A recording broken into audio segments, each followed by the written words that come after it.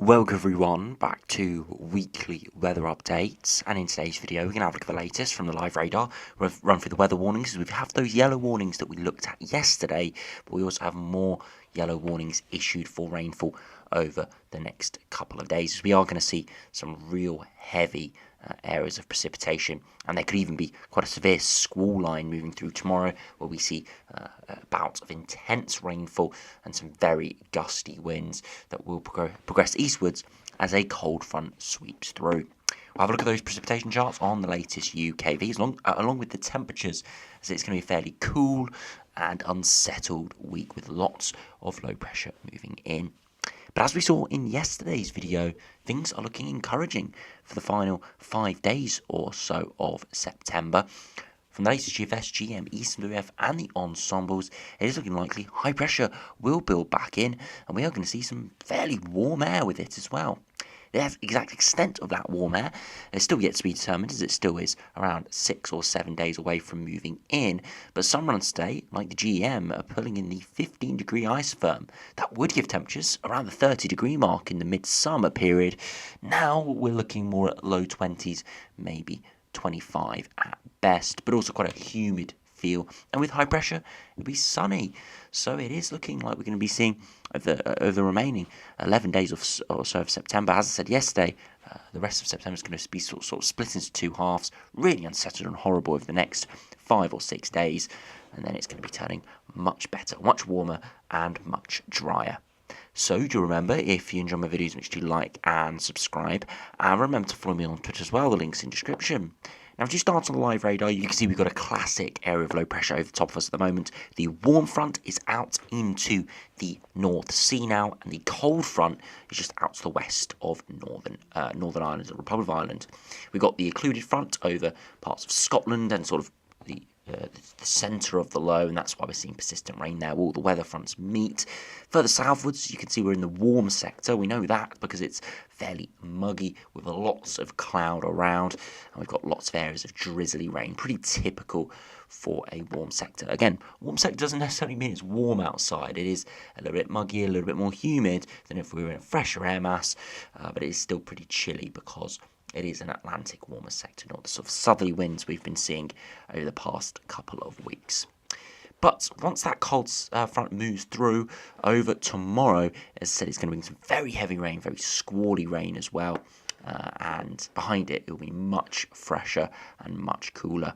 Now, the temperatures are around 5:30. You can see in the warmer sector, it's not warm, but it's, average to maybe slightly above average temperatures around that 18 to 20 degree mark. Further northwards, cooler under the rain, but those temperatures will be dropping further in the next couple of days. Now, if you look at the weather warnings, we've got that rain warning issued for parts of Wales and into the north of England. Now, it was issued yesterday, and it hasn't been updated, but once again, could see 50 to 100 millimetres widely, and there'd be 150 to 200 millimetres in a few locations. But we've seen other warnings issued now. A smaller patch across northern England, across towards the Scottish borders, and then for some of the Highlands of Scotland from 6 p.m. this evening until 8 a.m. tomorrow. So for that real heavy rain we're seeing in northern areas at the moment. Outbreaks of rain will become persistent and heavy at times on Tuesday evening and overnight. Rain will clear the southwest Highlands in the early hours, but linger across parts of southern Scotland. 20 to 40 millimetres of rain is likely to fall widely, with as much as 60 millimetres over the higher ground. High likelihood, lower end of the impact matrix. So do have a look at the latest UKV. You can see the warm front spreading through this morning. It was a bit of a patchy warm front, so not all areas saw heavy rain, but most areas saw a period of light to moderate rain at least as that did progress through. And what we've been left with this afternoon is lots of drizzly, light rain for many areas, and then you see the heavier rain across northern areas, and overnight tonight the cold front will slowly move in. You can see that from these red and orangey colours indicating heavy rainfall, and it will organise some line convection. You can see this where we see some lines of reds appearing here on the back edge of the cold front. That's the proper dividing line between the warm sector and the cold sector, and the cold air coming in on the back side of this low. Now, we think this cold front and line convection, squall line, whatever you want to call it, is going to be most active across parts of England and Wales. You can see through Wednesday afternoon It's going to sort of lag a little bit behind the initial rainfall of the cold front, but it is going to be really lively as it moves into the southeast corner. You can see these dark reds appearing. Typically what we'd assume with thunderstorms, there is the possibility there could be a few isolated thunderstorms within this, embedded thunderstorms, but this is really for the rainfall rates are going to be extremely high, extremely windy, and there is the risk of perhaps some funnel clouds, maybe even a couple of isolated tornadoes, and some very photogenic skies. It's what we see typically on one of these squall lines, but it is really lively through Wednesday evening. Now, it will continue to slowly progress eastwards, and it looks like we get a bit of a re-emergence of that cold front as it is moving. The rainfall is moving in a northeasterly direction, but the whole low pressure system in general is moving very slowly in an easterly direction. And it essentially means we just get a conveyor belt of rainfall into the southeast through Wednesday evening, and only very slowly does the main weather front actually clear out into the North Sea. Into Thursday, it's a much fresher day. Still showers around, but you can see more sunshine, and that is because we are in a drier, colder air mass, but you can see out to the northwest, loads of showers coming in from the northwest, and that will continue into Friday. We will see more showers coming in from the North Atlantic. As we head into Saturday, could see another weather front arrive, and that could give some more heavy rain in places, but it looks a little bit less organised, therefore being a bit more patchy and breaking apart a little bit.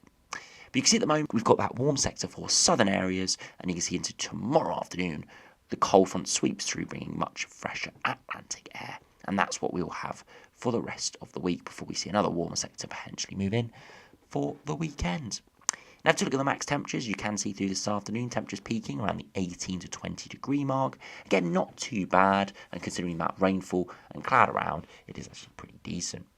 Into tomorrow, temperatures will still perhaps just nudge 20 degrees in the far southeast, but most areas mid to low teens, or at best high teens, as that fresher air mass moves in. As we progress towards Thursday, you can see most areas now are in much fresher air. Low teens to maybe mid-teens at best, and maybe an isolated 18 or 19 in the far east, but most areas are into the mid to low teens. And then finally to Friday, again, maybe peaking at 16, 18 degrees in the far southeast, but most areas mid to low teens, so definitely an autumnal feel. Into the weekend, things could start to creep up as we see a little bit of a warmer sector from the southwest, could see 17 or 18, and could be slightly warmer on Sunday. You can see that from those 2 metre temperatures are climbing out towards the Irish Sea and out towards the southwest of England, southern parts of the Republic of Ireland, as we are seeing a bit of a warmer air mass move out from the North Atlantic. So if we do now have a look at the longer range, we'll be able to see that things are going to be improving. Now, on that latest UKV, we pretty much get towards Saturday, Sunday time, and it's as we head into Monday, Tuesday, where things will start to look a lot drier and a lot warmer. Now you can see the very big low pressure system continue to dominate over the next few days, and into Sunday you can still see low pressure out to our west, but high pressure just about starting to build in. As that high pressure does build in, it starts to dominate, and all the way to the end of this GFS run, we haven't got all the way up to 384 hours, but towards 300 hours here, 300-hour run unfortunately isn't loading correctly, but up to 288 hours for this latest run. 1st of October, high pressure is dominating. The air mass is above average. You can see that from the yellows and oranges here, about 6 to 8 degrees above average, and generally is looking very warm indeed. Again, the United Kingdom temperatures, the surface temperatures associated with this, we're looking at 24, 25 degrees as possible, maybe even a 26. So looking very warm and really quite pleasant as we end September and potentially even start October. If we compare to the GEM run, again, westerly winds, intense low pressure systems coming in off the Atlantic, and then high pressure built in. And right towards day 10, we can see again, very warm and very dry. Low pressure trying to push in off the Atlantic. It's having a go, but the advantage of this is that it draws up some even hotter air, tighter isobars, and we draw up some very warm or even, as I said, you could call hot air from the south. You can see even some darker reds and pinks associated with sort of heat wave sort of air masses are moving in. Again, heading to the early October, we do have a bit of controversy this time of year, where some people would call this an Indian summer. That's probably more reserved for the second half of October into November.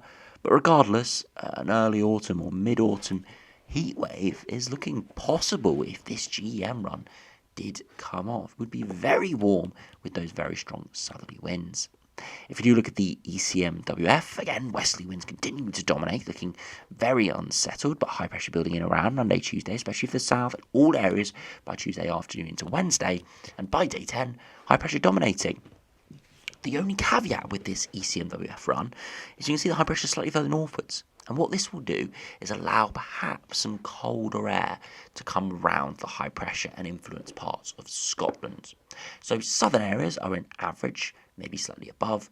Northern areas are cooler. So still very high pressure dominated, still very dry, still probably fairly pleasant with sunshine around. But perhaps would be a little bit colder and probably would be some frosts in Scotland if this pattern came off. It's just because that high pressure is a few hundred miles further northwards, allowing a cooler northeasterly flow to come around instead of a warmer southeasterly or southerly flow like the GM and the GFS have. But I would favour those warmer runs more, definitely would favour them more. As you can see from the latest ensembles, these are the latest GFS 6 o'clock run, and you can see over the next 5 days or so, we're slightly above average at the moment. But once that cold front sweeps through tomorrow with very heavy rainfall, we can be below average all the way to the weekend before we do spring above average, and then we stay above average until the start of October, and precipitation is quite a bit lower. It's not zero, which is indicative of a bit of uncertainty with the exact positioning of that high pressure, but the fact that most ensemble members are average, above average, or some considerably above average towards the 15-degree mark would indicate that it's going to be, most likely scenarios, it's going to be warm and dry. You can see the averages here up towards the 20-degree mark. Again, doesn't sound exceptional coming off summer now, but for late September, early October, that is pretty decent, and even some ensemble members suggesting 25 degrees. Sea level pressure, much higher, around 1,020, 1,025 millibars range, so definitely looking high pressure is to dominate.